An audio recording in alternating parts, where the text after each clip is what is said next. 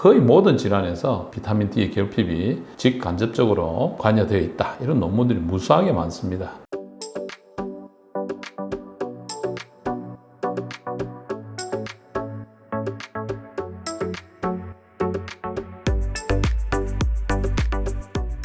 안녕하십니까. 임종인 정형외과 TV의 임종인 원장입니다. 오늘은 비타민 D에 대해서 한번 정리하는 시간을 가지고 또 한국인의 왜 비타민 D 섭취가 중요한가 짚어보는 시간을 가지도록 하겠습니다. 우선 이 비타민 D는 몸 안의 칼슘 농도를 증가시키는 게 기본 기능입니다. 이 비타민 D가 간에서 대사가 되면서 칼시페리올로 바뀌고 신장에서는 칼시트리올로 대사가 돼서 활성형의 형태로 해서 비타민 D의 수용체에 작용을 하고 기능을 하게 됩니다. 특히 칼시페리올은 면역 체계에서 필수적으로 사용되는 물질이 된다고 합니다.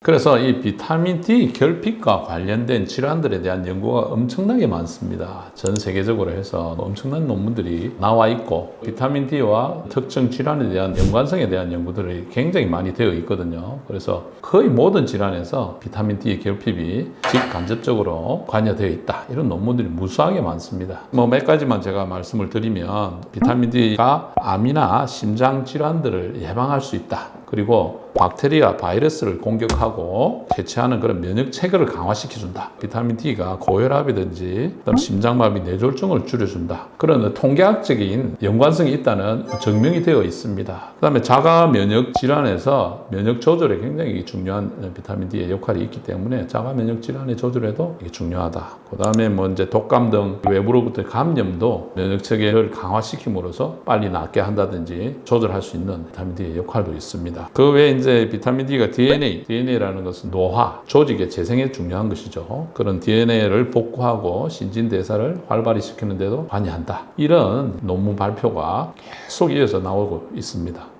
그 다음에 또 중요한 것은 정신적인 상태하고도 연관성을 보고 있는데 기분을 좋게 하는 게 전달물질 세로토닌이라는 거 여러분 아십니다. 비타민 D가 세로토닌 합성에 관여를 해서 비타민 D가 결핍이 되면 세로토닌이 좀 떨어지고 우울증이 잘 걸린다. 그 다음에 여러분들 밖에 나가서 햇빛을 보고 하면 기분 좋아지지 않습니까? 이것도 뭔가 좋은 영향을 줄 수 있다는 반증이 되겠죠. 상처가 당연히 회복이 늦을 수가 있고 골다공증이 올 수 있는 거기 때문에 골밀도도 좀 떨어질 거고 탈모증하고도 관련이 있다고 보고가 되어 있는데 특히 여성 탈모, 원형 탈모하고 연관성이 굉장히 강하다. 이런 보고도 있기 때문에 이런 증상이 있는 분은 좀 비타민 D를 관심을 가지고 신경을 써보는 것도 괜찮을 것 같습니다. 이게 절대적인 요거 하나의 원인만 되는 건 아닌데 특별히 연관성이 있다고 나와 있으니까요. 그 다음에 이제 말 못할 근육통이라든지 만성 통증 이런 것도 비타민 D 결핍과 관련이 있다고 되어 있습니다.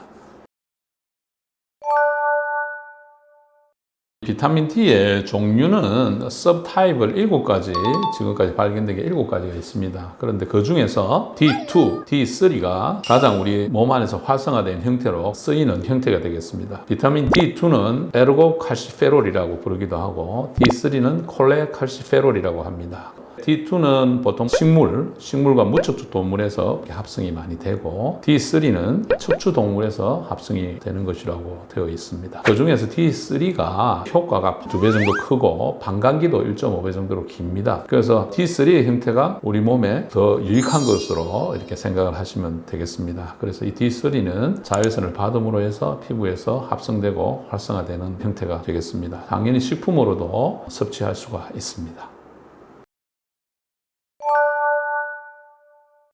우리 한국인의 비타민 D의 혈중 농도가 어떻게 되는가 찾아본 연구가 있습니다. 보통 한 30나노그램 ml가 이제 적정 농도라고 하는데요. 50에서 70 정도가 적절하다 이렇게 이야기하기도 하고 외국 같은 경우는 70 이상이 적정 농도다 이렇게 말씀드리는 것도 있는데 제가 봤을 때는 한국인들은 보통 한 30을 기준으로 해서 조금 낮으면 부족하다.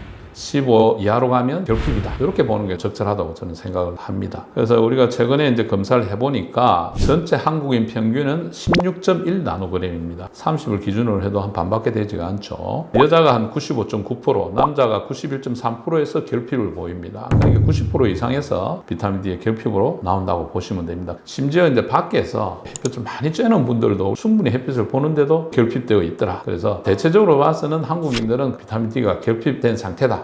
이렇게 보시는 게 맞는 것 같습니다.